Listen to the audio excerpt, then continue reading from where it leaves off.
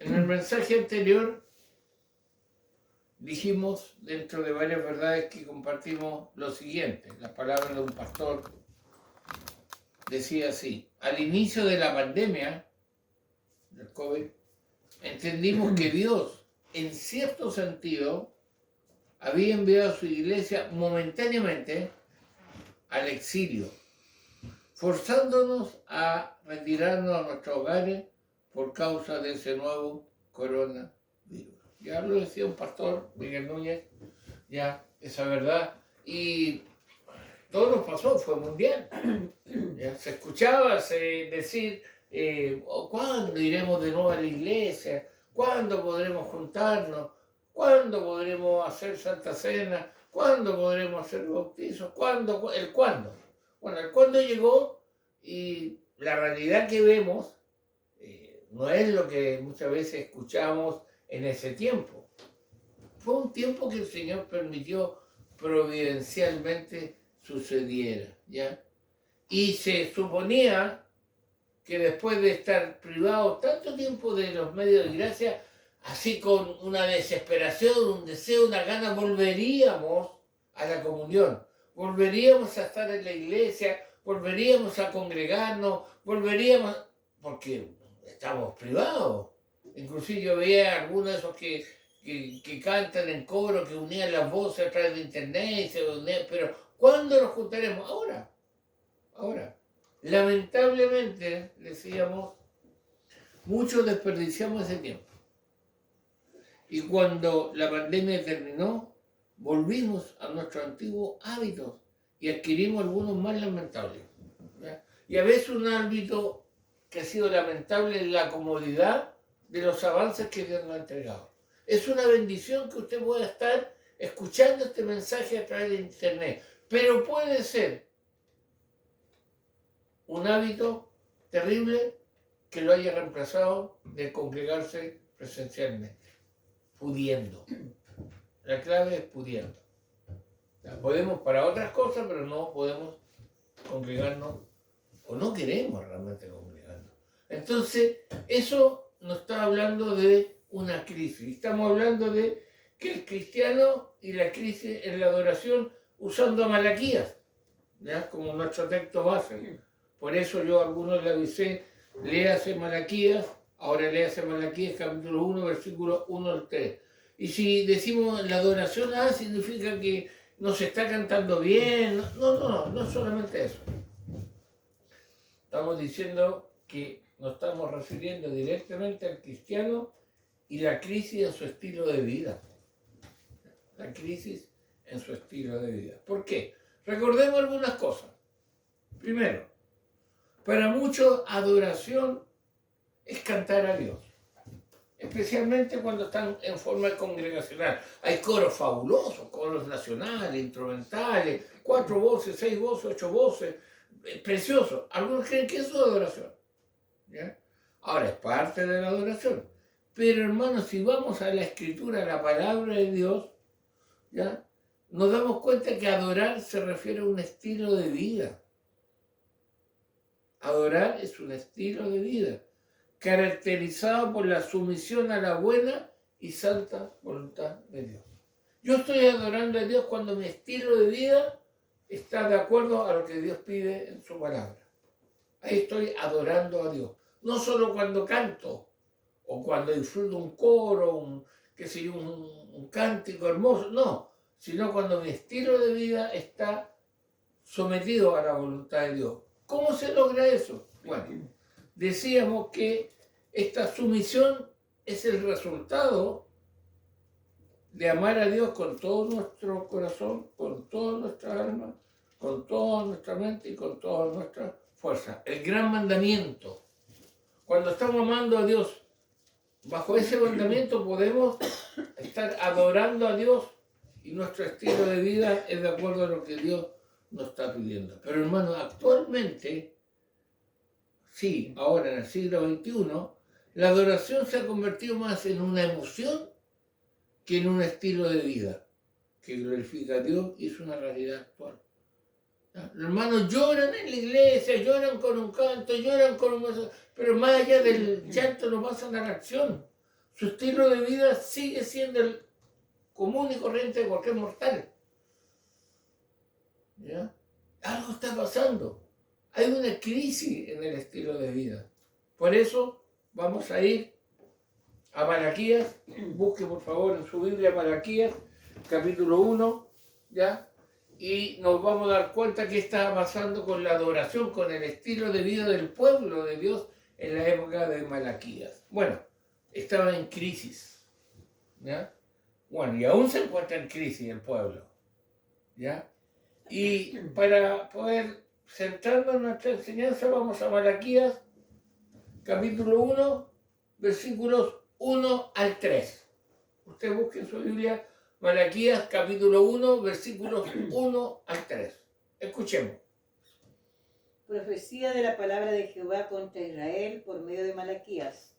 Yo os he amado, dice Jehová, y dijiste, ¿en qué nos amaste? ¿No era Esaú hermano de Jacob? Dice Jehová, y amé a Jacob, y a Esaú aborrecí, y convertí sus montes en desolación, y abandoné su heredad para los chacales del desierto. En la Biblia de las Américas dice así, escuche bien, profecía de la palabra del Señor a Israel por medio de Malaquías. ¿Cuál es? Yo os he amado, dice el Señor. Pero vosotros decís, ¿en qué nos has amado? Dios responde, ¿no era Esaú hermano de Jacob? Declara el Señor. Sin embargo, yo amé a Jacob y aborrecí a Esaú. E hice de su monte desolación y di su heredad a los chacales del desierto. Qué interesante cómo empieza el libro de Malaquías. Cuando habla sobre profecía, no es lo que ahora el Señor dice, no. Es un oráculo, un mensaje de Dios hacia quién, hacia Israel. ¿Por medio de quién? De Malaquías. Y no eran buenas noticias. ¿Ya? Hay una queja y hay una acusación bastante grave que la vamos a ver más adelante de parte de Dios que lo entrega a través de Malaquías. ¿Ya?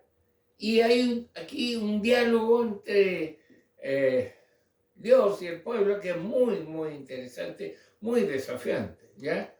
Aunque el estilo de vida o la adoración de Israel para con Dios estaba en crisis, y Dios tiene una acusación muy seria contra Israel, hay algo muy interesante si usted está mirando estos versículos.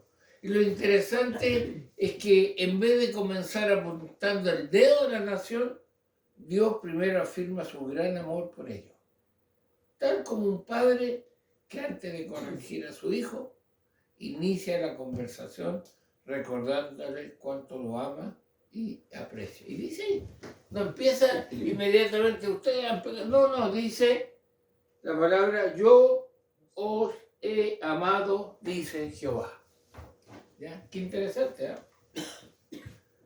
Pero hermano, ¿cómo responde la generación de Malaquías al amor de Dios? Si nosotros miramos, ¿ya? Yo os he amado, dice Jehová. Y dijisteis, respuesta del pueblo, ¿en qué nos amaste? ¿Ya? Cuestionándolo, diciéndole, ¿en qué nos amamos? Mira la respuesta del pueblo, yo los amé, ¿en qué? En otras palabras, hermano, Dios asegura su amor incondicional para su pueblo y el pueblo responde, pruébalo. Dinos de qué manera nos ha amado, porque no lo vemos y por tanto no lo creemos. ¿Ya? Estamos interpretando el sentido, no es que lo diga la Biblia. Pero eso está diciendo, pruébalo. ¿Cómo nos amamos? Pruébalo. Interesante la respuesta, ¿ya? Es impresionante, es interesante la forma desafiante en que Israel mostró su incredulidad y dudas. ¿De qué? Del amor de Dios. Ahora, veamos la pregunta, ¿en qué nos amaste en otras versiones para captar la respuesta? El pueblo estaba mal, venía de un exilio, había pecado, Dios había aplicado disciplina, pero lo había traído de vuelta, estaban de vuelta y Dios le dice, Malaquías dice, Dios va a comunicarle algo. Y antes de confrontarlo, le dice, yo los amé. Y el pueblo responde, a ver, ¿en qué nos amaste? Pruébalo. Bueno, usted puede leer esa pregunta en otra versión que dice, ¿cómo sabemos que nos ama? ¿O de qué manera nos demuestras que nos amas?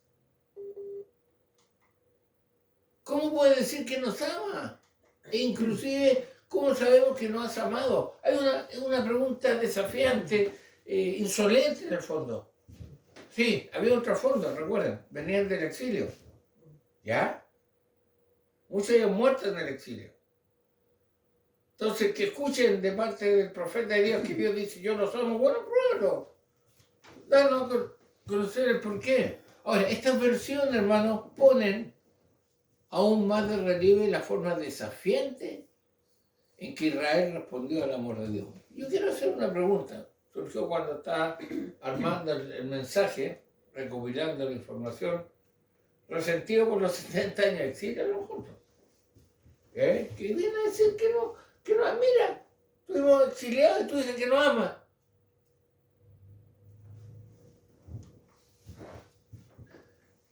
Lamentablemente, hermano, el pueblo nunca vio la disciplina que Dios los sometió como amor hacia su pueblo. Dios lo había disciplinado, los mandó al exilio como disciplina, pero por amor. ¿Ya? Por amor. No creyeron lo que el autor de la carta a los hebreos 500 años más tarde nos revela. ¿Qué cosa? Lo que conocemos.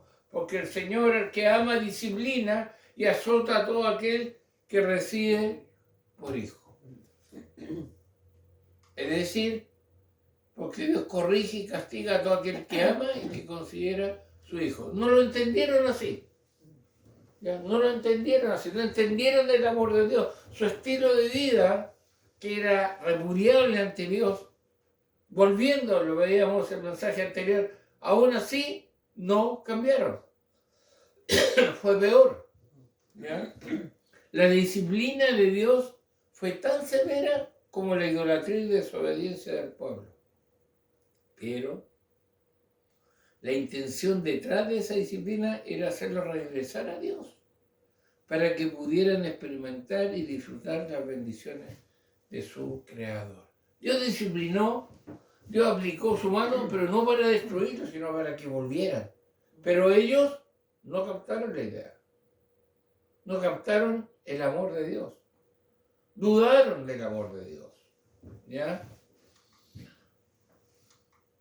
Ahora, ante la insolente pregunta, porque fue insolente lo que le preguntaron, ante la insolente pregunta de Israel, Dios pudo haber hecho una extensión del listado de las veces que intervino a favor de Israel. Desde que salió de Egipto hasta Malaquías. Le podría haber dicho a él, detengámonos un poco. ¿Se acuerdan de esto? ¿Se acuerdan cuando le di agua de la roca? ¿Se acuerdan cuando le mandé maná? ¿Se acuerdan cuando le mandé codorniz? Y la lista sería larga. ¿Ya? Cuando ellos hacen la pregunta, ¿ya? ¿En qué nos amaste? ¿Ya? Pero es interesante cómo Dios le responde. ¿Está mirando este Malaquías 1? En vez de hacer eso, de un listado, Dios opta por hablar de Jacob y Esaú, hijos mellizos de Isaac y Rebeca. Le responde con eso. ¿Eh? Le responde a esos dos bebés que nacieron, ya, mellizos. Conocemos la historia de Jacob y Esaú. Le responde con eso. Y lo leemos acá en la palabra de Dios. ¿No era Esaú hermano de Jacob? ¿No venían de la misma madre? ¿No están en el mismo vientre? Dice Jehová. Y le recuerda, amé a Jacob y a Esaú aborrecí, convertí en monte, en desolación y abandoné su heredad para los chacales del desierto. Ahora, hermano, esto tenemos que aclarar mucho este concepto del amor de Dios. ¿Ya? Y obviamente aquí hay que hacer un paréntesis. Esa broma que hacen respecto a Esaú y un equipo de fútbol es tomar el nombre de Dios en vano. Hay que tener cuidado, andar jugando con el pasaje con eso. Pero algunos dicen así: Dios solo amó a Jacob y aborreció a Esaú. Dice ahí, cuidado. Miremos un poquito, no podemos analizar totalmente en tan poco tiempo la vida de cada uno, pero miremos a Esaú. El famoso Esaú, ¿ya? El velludo, ¿ya? Eso significa Esaú, ¿ya? Miremoslo. Esaú resultó ser un hombre malvado, que menospreció su primogenitura. ¿Se acuerdan que la cambió? Y que parece, por lo que hasta donde entienden, haberse casado con dos mujeres al mismo tiempo y más encima hititas, o sea, mujeres que no eran del pueblo de Israel. Sus descendientes, los edomitas, fueron eventualmente destruidos, como lo dice el versículo 3, porque dice después de Esaú: Esaú aborrecí y convertí sus montes en desolación y abandoné su heredad para los chacales del desierto. Se cumplió con los edomitas, ustedes estudian. Entonces, Esaú, dice la palabra de Dios, lo aborrecí. O sea, no lo amó. Espera un poco. Vamos a Jacob, el receptor de la bendición, el receptor de la promesa. Pero recordemos de Jacob. Por otro lado, no fue un mejor hombre. ¿Por qué? Porque hasta su nombre significa engañador. Engañó a su padre y a su suegro. Así que tampoco tenía tanto puntaje como para ser receptor del amor de Dios y su hermano del aborrecimiento de Dios. ¿Está captando la idea? Ya. Entonces, hermano, a pesar de esto, de los dos que eran ante Dios iguales, Dios escogió a Jacob sobre a Esaú, cuando ninguno de ellos merecía el favor especial del Señor. Ahí está la palabra, favor especial, amor especial. Ninguno lo merecía. ¿Qué dice Romanos 9:11?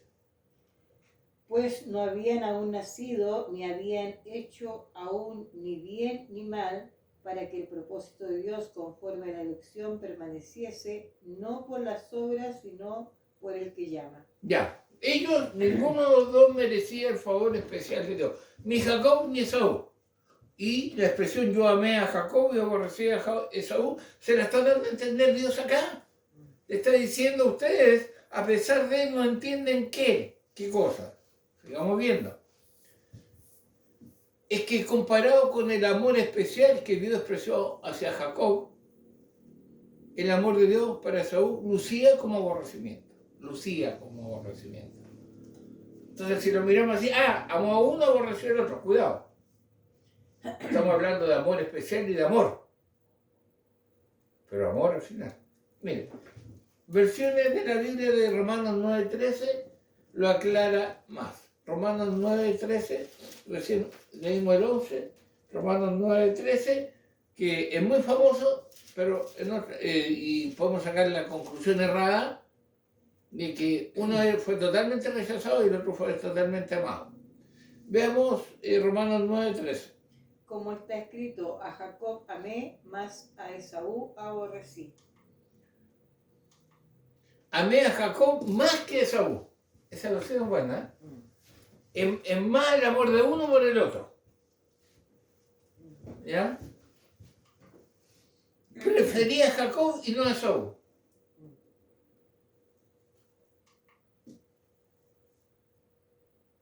Escogí bendecir a Jacob y no a Esaú. Ahí está, nos queda más claro. Amor hay, pero ¿qué está pasando acá? La manera en que Dios decidió mostrar ese amor especial fue otorgado por la promesa del pacto a Jacob y sus descendientes, quienes tendrían el privilegio de ser llamados el pueblo escogido de Dios, el Israel espiritual de Dios, tú y yo, no solamente el Israel étnico, sino que de ahí todos los escogidos viene la promesa de Jacob. Fue un amor especial, ¿ya? Fue un amor especial. Y eso se lo está respondiendo Dios a un pueblo que le dice, ¿y cómo? Comprueba que no amaste. Dale a conocer. Le está respondiendo de esa forma el Señor. ¿Ya? Hermano, es increíble que Israel se atreviera a cuestionar el gran amor de Dios que tuvo por ellos después de haber visto tantas muestras de su fidelidad y su bondad. Es increíble. Especialmente Israel. Cuestionaron a Dios no captando que el exilio la disciplina de Dios era por amor, con el único propósito de que se volvieran de todo corazón al Señor. Hermanos, qué pueblo tan ingrato, qué pueblo tan cuestionador, insolente con Dios. Su adoración estaba en crisis, su estilo de vida estaba en crisis. Dios los tuvo en el exilio, los sacó, los volvió a su tierra, los bendijo, y aún así le dicen, pruébalo. ¿Dónde vemos que nos has amado? Pero hermanos, debemos estar conscientes que nosotros, con frecuencia, nos comportamos de manera muy similar a como lo hizo aquel pueblo judío. ¿No dices tú? Escucha. ¿Acaso no hemos escuchado a Hijo de Dios, por quienes Cristo derramó su sangre, lamentarse diciendo que Dios ya no los ama, basando su creencia solamente en que la circunstancia de su vida no parece estar yendo suficientemente bien? ¿No has escuchado quejarse, hermano? A veces hasta en el tipo de oración, en el tipo de expresión, que ya Dios no me está amando. ¿Por qué me sucede esto? ¿Por qué me sucede lo otro? ¿No nos parecemos muchas veces como este pueblo? ¿Cuestionamos a Dios? Hay crisis en cómo adoramos a Dios respecto a su amor, cómo evaluamos el amor de Dios. Eso es lo que estamos viendo en el mensaje de hoy, de esta crisis en la adoración respecto al amor de Dios. En otras palabras, hay crisis en mi estilo de vida respecto a Dios y su amor. Hay crisis en mi estilo de vida. Cómo yo percibo, evalúo y reacciono ante el amor de Dios. ¿Existe realmente esta crisis en el creyente hoy en día? Es la pregunta, veamos. Primero, el creyente tiende a juzgar el amor de Dios según cómo le vaya en un momento determinado. ¿Ya? ¡Oh, estoy bendecido! Pero cuando no es tan bendecido, pareciera que ya no hay esas palabras de júbilo, no hay esas palabras de agradecimiento, no hay esa alegría, no hay esa energía, ni fidelidad a Dios. El creyente tiende a juzgar el amor de Dios según cómo le vaya en un momento determinado, ya que si todo va bien es porque Dios nos ama. Pero si las cosas no andan muy bien, entonces debe ser que Él ha dejado de amarnos. No lo decimos, pero lo vivimos. Y una forma en que lo demostramos, dejamos de leer la Biblia, dejamos de orar, dejamos de congregarnos, dejamos de dar. Porque estamos diciendo, Dios no me ama. ¿Y cómo le voy a dar si tú dices cómo estoy? Pues te he preguntado por qué estás como estás. Pero, cuando pensamos de esa manera, ponemos en duda el carácter que Dios entregó a su Hijo por nosotros, y eso no es un pecado menor. Y da a conocer, hermanos, si estamos así, una crisis en mi estilo de vida respecto a Dios y su amor. Si yo pienso que Dios me ama cuando me va bien y no me ama cuando me va mal, tengo una crisis en mi estilo de vida respecto al amor de Dios. Tengo un gran problema, ¿ya?, en ese aspecto. Me estoy pareciendo al pueblo de Israel. También voy a dar 2 ejemplos más de cómo muchas veces estamos igual diciendo a Dios, bueno, ¿cómo nos has amado? Demuéstranos, pruébalo. Hay cristianos que dudan del amor de Dios cuando Él no les concede la salvación a ese familiar o amigo porque que tanto han orado. Llevo 10 años orando por mi papá, mi mamá, mi coño, no se ha salvado. No, creemos que Dios no ama, que Dios se ha alejado. ¿Ya? Y eso es peligroso. O también sucede que dudamos del amor de Dios cuando aún estos creyentes cumplen con lo que las obligaciones de un salvo, aún así surgen enfermedades y problemas, entonces dudamos del amor de Dios.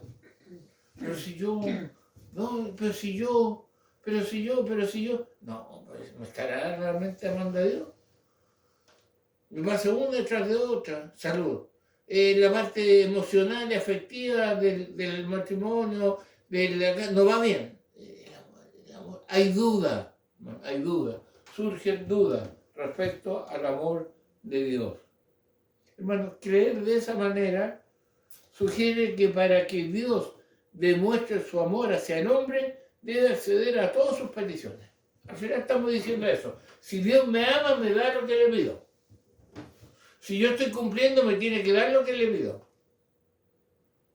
Y sabe, hermano, a veces no me lo da Dios, pero yo me lo doy. ¿Ya? Y lo cuento como bendición y simplemente es causa-efecto de lo que yo hice. No es que Dios esté bendiciendo. Tenemos que tener mucho cuidado con eso. ¿Ya? Hermano, un Dios concebido de esa forma no es Dios, sino una especie de ídolo al servicio de los hombres. En otras palabras, un Dios al gusto del consumidor. Y da a entender que existe una crisis en mi estilo de vida respecto al amor de Dios porque lo estoy manipulando. Y a veces, hermano, como siempre lo hemos dicho, hablamos de bendición de Dios y misericordia. La bendición viene por causa de la obediencia. La misericordia, la palabra lo dice, un amor inmerecido. Pero no es que Dios esté aplaudiendo lo que estoy haciendo o mi estilo de vida o lo que está pasando muchas veces. Bueno, pero tenemos que hacernos esta pregunta. ¿Por qué esta crisis en mi estilo de vida respecto a Dios y su amor? ¿Por qué reacciono así? ¿Por qué tomo muchas veces esa actitud? ¿Por qué hablo, mis labios suenan bonitos, pero mis hechos dicen lo contrario? ¿Ya? Y me quedo en la intención.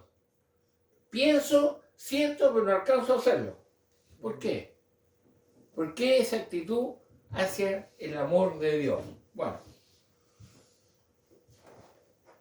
escuche bien lo que va a aparecer ahora.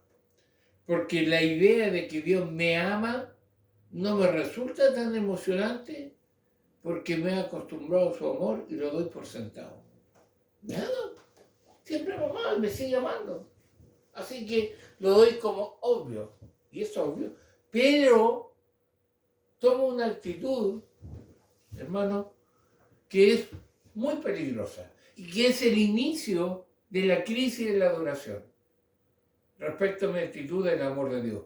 Fíjese bien, la idea de Dios que me ama no me resulta tan emocionante porque me he acostumbrado a su amor y lo doy por sentado. En otras palabras, tras cierto tiempo en la vida cristiana, el amor de Dios no me conmueve ni tampoco me mueve. No me conmueve, menos me mueve. Hablo del amor de Dios, predico del amor de Dios, escucho del amor de Dios, canto del amor de Dios, pero no me conmueve ni menos me mueve. ¿A qué me refiero con eso? ¿A qué se refiere con eso el autor que compartía esta verdad? Su amor no remueve mis emociones y no me saca de mi zona de confort. Sí, qué bonito, canto, hago cosas, pero sigo con mi vida de confort. Mi vida ahí. Un evangelio light, un evangelio cómodo, el evangelio clic, el evangelio que no me quita esto ni me provee el otro. ¿Ah? Y es un amor muy acomodado. ¿Ya? Y eso, hermano, es precisamente el inicio de la corrupción de la adoración. Cuando el amor de Dios no me conmueve ni me mueve. Recuérdense esas dos palabras. ¿Tú tienes en tu mente que Dios te ama? Sí. ¿Lloras? Sí. ¿Te mueve a la acción? ¿No? Puede que estés entrando en una crisis o ya estés en una crisis de adoración. Pues si no experimentamos el amor de Dios como algo extraordinario, le ofreceremos a Dios una adoración ordinaria, algo digno de un humano, pero no de Dios. Hermano, cuando el amor de Dios no me conmueve ni me mueve, tengo que preocuparme. ¿Ya? Puedo hablar mucho de Dios, puedo llorar. ¿Se acuerdan que el pueblo de Dios lloraba ante el altar y seguía con su vida igual desordenada? ¿Ya? Pero no hay acción. Y eso es preocupante, ¿ya? Si su amor no remueve mis emociones y no me saca de mi zona de confort, estoy igual que el pueblo de Israel en la época de Malaquías. ¿Por qué? Porque tenemos que regresar a una pregunta muy conocida que Dios le hizo a un discípulo muy popular. La pregunta de Dios, ¿me amas más que esto? ¿Te acuerdas de la pregunta que le hizo Pedro? ¿A qué esto? A lo demás, pues. ¿Me amas? Sí, Señor, tú sabes que te amo. Haz tal cosa. ¿Me amas? Señor, tú sabes que te amo. Ya en la tercera como que, al final, Señor, tú lo sabes. Pero hermano, ¿amas al Señor realmente más que estos? ¿Cuál es tu respuesta frente a esto? ¿O hay una crisis en tu adoración respecto al amor de Dios? ¿Hay una crisis en tu estilo de vida respecto al amor de Dios? Hay mucha teoría del amor de Dios, hasta emoción y lágrimas, pero no hay acción. ¿Tu vida dice lo contrario? ¿Me amas más que todo esto? Mi respuesta a esa pregunta, ¿me conmueve y me mueve? Esas palabras son interesantes. Conmover, me partió. Mover, acción. ¿Eso produce el amor de Dios en mi vida? ¿O será que su amor no remueve mis emociones y no me saca de mi zona de confort? Hermanos, sinceramente, ¿existe una crisis en mi estilo de vida respecto a Dios y su amor? Sinceramente. Eso tienes que responderlo al Señor. O estás sirviendo a Dios en una zona de confort pero tan cómoda, que si no el domingo, no, por último el mensaje está en el canal, así que después lo veo. Bueno, si es por bendición, gloria a Dios, pero hermano, tienes tu iglesia, tienes tu lugar donde congregarte. Sí, existen las reuniones presenciales. ¿Y qué estoy haciendo yo frente a eso? El amor de Dios me mueve a... Sí, otras cosas me muevo, me consigo dinero, reúno amigos y hago la actividad, pero la iglesia no. Ah, no, si la iglesia, sí, pasó tipo 4 o 5, ya tiene mensajes, así que lo veo de nuevo. Qué bueno, pero ¿por qué no estás en tu iglesia presencialmente? Eso tiene que responderle al Señor. ¿Ya? El amor de Dios me conmueve y me mueve, me saca de mi zona de confort. Hermano, la adoración en tiempo de Malaquías estaba en crisis.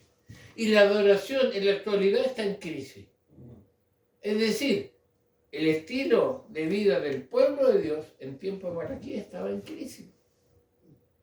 Y el estilo de vida del pueblo de Dios en la actualidad está en crisis. Por eso la pregunta hay que volverla a repetir. Sinceramente, ¿existe una crisis en mi estilo de vida respecto a Dios y su amor? ¿Me ama? Sí, pero me conmueve y me mueve. ¿Me saca de mi estilo de vida de confort y de comodidad? Si no es así, revisa tu amor, tu reacción al amor de Dios. O si no, estamos igual que el pueblo de Malaquías. ¿En qué no amaste? Y Dios le recuerda a Jacob y Esaú. Yo elegí a uno no porque uno fuera mejor que el otro, porque yo lo elegí. ¿Ya? Hermanos, hay un desafío grande.